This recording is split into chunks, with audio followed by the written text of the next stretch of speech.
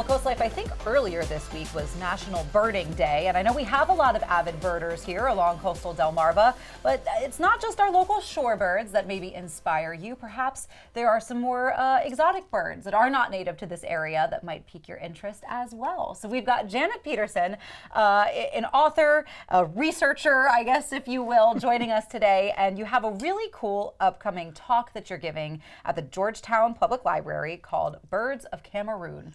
And this is going to be pretty exciting, especially for our bird watchers. Tell us a little bit about what people can expect. Well, Cameroon is not a place that the average bird watcher will ever get to visit. I mean, it's just kind of off the radar, not exactly a tourist-friendly place. Yeah. So, but my husband was in the Foreign Service, and that was our first post. So we were there for 2 years, starting in 2002. And I was really the only bird watcher on post, but my job at the time was the Community Liaison Office Coordinator, which meant I got to plan field trips, including safaris, you know, visits to museums and stuff like that. So it was quite to my advantage being a bird watcher, having that particular job. I managed to meet a few of the people who helped to write this heavy book. Hold on, let's Birds pause on Cameroon. this book for a second, because there weren't very many. There weren't very many. This around. I really needed a porter to carry this. And that was sort of your partner during your time.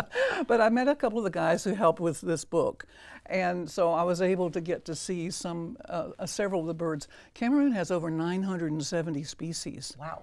I saw 360 of them. Yeah. Of those, 330 were life birds for me, which life bird means it's the first time you've ever seen that particular bird.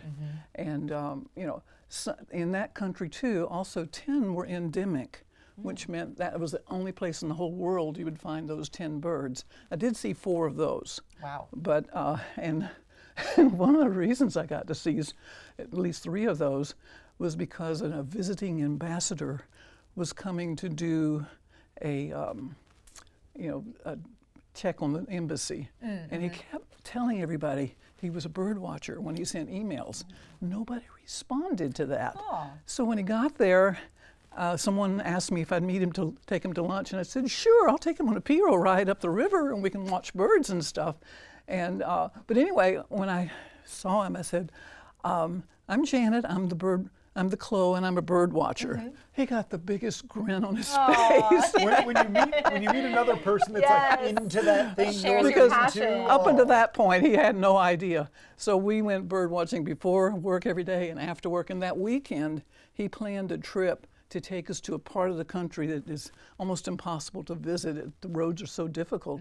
And we saw 3 of these birds. His life list was over 3,000. Wow. He added 8 new birds. He was a happy guy. Yeah, I bet. So you're sharing a little bit of that experience at this upcoming talk, correct? What can people sort of expect with this PowerPoint and presentation that you're giving? Now this will be at the Georgetown Library on the 24th of this month at 11. And I'll be talking about the birds of Cameroon, but I also mention the culture and the other avifauna that's available there. And the photos that are in the presentation, some of them are mine, but I'm not a photographer. So the majority of the bird photos come from eBird that I will use in the presentation. But I try to show in the presentation a lot of the birds that I have seen. If I haven't seen the bird, it's not in the presentation. Good to know. So that's, you know. You'd rather be able to talk about your experience seeing that bird. Exactly. And that's what I will be doing. You have a book as well. Can you tell us about the book? This book, well, over the years, when we first joined the Foreign Service, I started writing letters back to family and friends about what we were doing, because I met my husband in Mississippi, and then he joined the Foreign Service, and then we moved away. And a lot of my friends down there never even left the state of Mississippi, much less the country. So my readership kind of grew. They kept saying, you need to put this in a book. So I finally got around to it a couple of years ago. Fantastic. And it was just like, A lot harder than I thought it would be. Yeah, I bet. But what can you tell us about the book? What would, if somebody were to read this, what would they be finding? Okay, a large part of it is devoted to Cameroon because that's our first country, and I just wrote so many stories about there. But I talk about everyday life in addition to birds, and I talk about corrupt government. You know, Cameroon's president is 92 years old. Wow. He was the president when we were there in 2002. I'm surprised he's still alive, but he is the oldest dictator in the world right now. And the country doesn't, like one friend did come to visit us there, and he had to have permission to come into the country. It was difficult for him to come visit us. It really was. So it's not a country that everybody can visit. Other countries that we went to were Switzerland. Our next one is totally opposite, as you could imagine. Sure. In every possible way. And then my husband went to Baghdad for a year, so I went back to Mississippi and lived in a travel trailer because Katrina had destroyed the house the year before.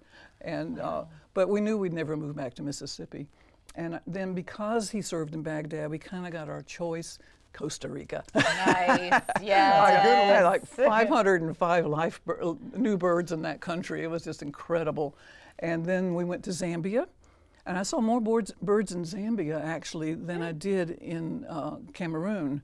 And of course, Zambia is much more tourist friendly. Sure. So a birder would do well to go to Zambia. Well, let me ask you, whether it was in Cameroon or Zambia or Costa Rica, was there one sort of holy grail bird that you got to see that you were just the most excited about? Oh gosh, there were so many.